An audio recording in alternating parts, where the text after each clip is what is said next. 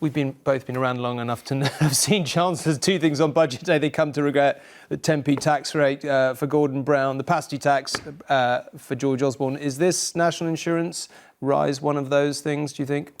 It's looking like a bit of a car crash. It's one of those occasions where the economics and the politics are pointing in completely different directions. There's, many would say, a very good economic argument for pushing up the national insurance rate on self-employment. Because in the old days, people who were self-employed didn't get things like the state pension. Well, they do now. And therefore, there's an argument that they've got to pay in more. Also, there's a lot of evidence that there are phony examples of self-employment because it's cheaper, because of the lower NI rate, to employ people on contracts as self-employed people. Lots of companies are effectively forcing people to become self-employed. That's bad for the security of those people. It's also very bad for tax revenues. So actually this reform in an economic sense looks very good. The problem is there's something like 2.5 million people whose tax rate, in effect, is going to go up as a result of this change.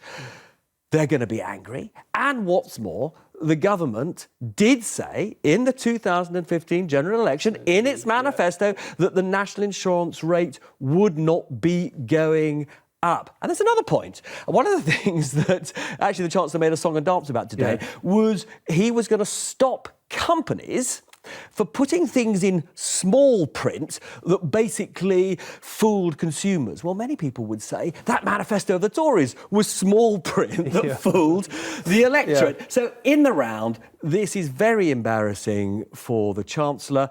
And I have to say, the front pages of tomorrow's papers are terrible for him. They've all gone for him. The Sun is probably most aggressive, saying "spite van man," protecting many of its readers who are white van men. And there's a final thing which is really going to worry the Prime Minister. Of course, many of the people being hit are the people on lower incomes who voted for Brexit, and she promised to help them. And just very, very briefly, overview, not many headlines in the end.